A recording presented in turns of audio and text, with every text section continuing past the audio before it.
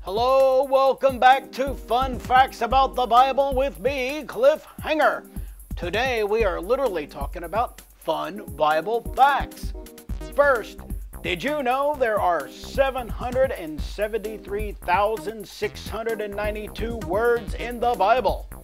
If you were to read it straight through, taking no breaks, it would take you 70 hours to read it. Second, the Bible has been printed in around 6,000 languages around the world today. Next, the words, "Don't be afraid," they appear in the Bible 365 times. That's one time for every day of the year. So don't be afraid. Next, did you know the shortest verse in the Bible, in the English Bible, is John 11:35? Jesus cried. There it is. Sad and short. Now, the longest verse in the English Bible is Esther 8:9. I'm going to read it for you.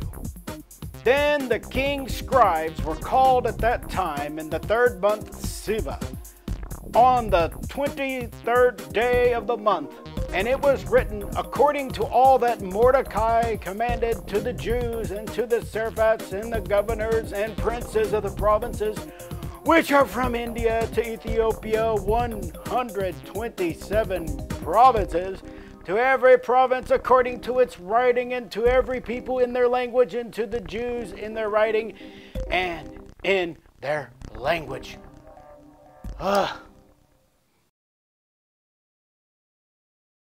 Hello, welcome back to more unusual weather stories from the Bible with me, Tom High Buckets.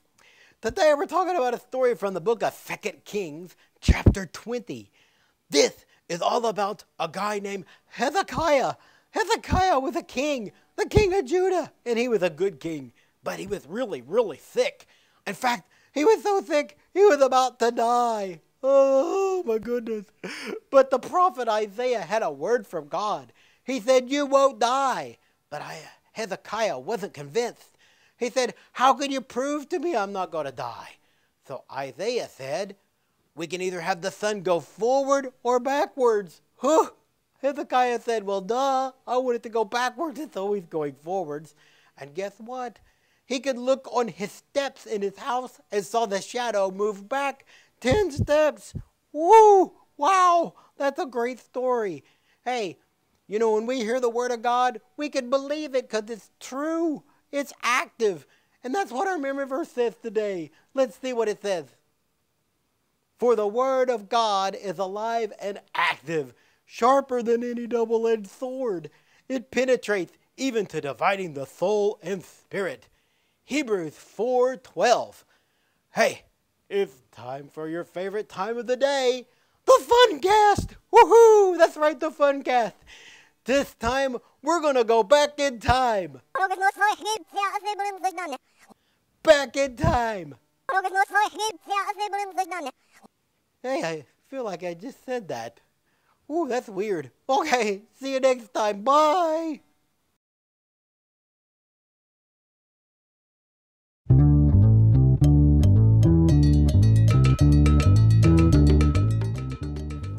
I'm back with another strange story from the Bible for you. I bet you didn't know there were so many strange ones, did you? Well, this story takes us to the Old Testament, and it's from the book of Judges. And we've had a story from the book of Judges before. You might remember that this is a time in Israel before they had kings, when their rulers were called judges. Now, our story takes place after the judge Ehud died. Ehud? Ehud? Ehud? Ehud? Ehud? Yes, Ehud, the left-handed sword guy. Anyway, after he died, the people of Israel disobeyed God and did what was evil in the sight of God. Shame, shame. The Lord allowed the king of Canaan, whose name was Jabin, to conquer Israel. He treated Israel very badly for 20 years. So they cried to God for help, and God sent them a prophet named Deborah. She's a lady. Whoa, whoa, whoa, she's a lady. Okay, that should never happen again. Anyway, Deborah was a judge for Israel, and she solved problems within the Israelites. She sent for a man named Barak, and this is what she told him. She said, God has chosen you to lead the army of Israel, so take 10,000 men to Mount Tabor. And God is also setting a trap for King Jabin and his men, and you will win the battle. I'm setting a trap.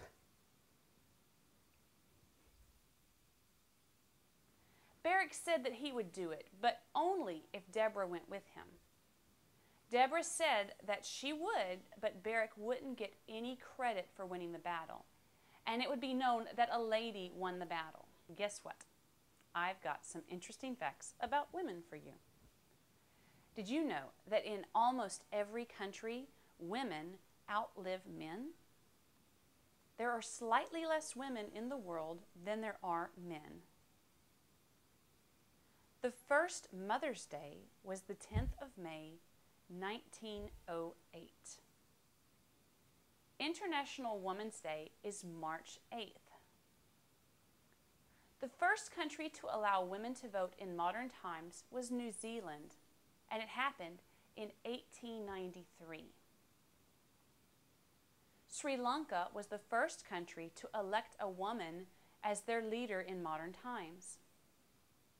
There are many famous women in history.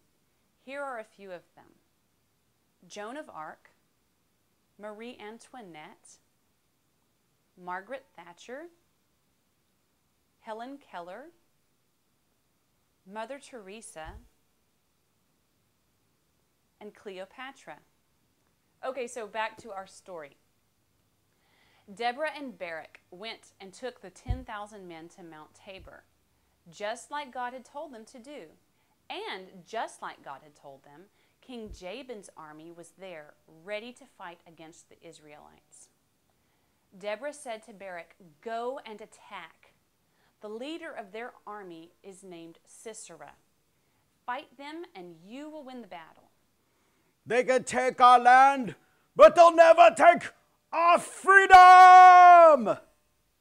As they were fighting the battle, Israel began to win. So Sisera and his army began to run away. Barak chased them and killed everyone, but Sisera was getting away. He ran away on foot to the tent of a woman named Jael. She's a lady. Whoa, whoa, whoa, she's a lady. I told you not to do that again. So Jael told Sisera to come in and not be afraid. He told her, "I'm thirsty, give me some water to drink." Instead of water, she gave him milk.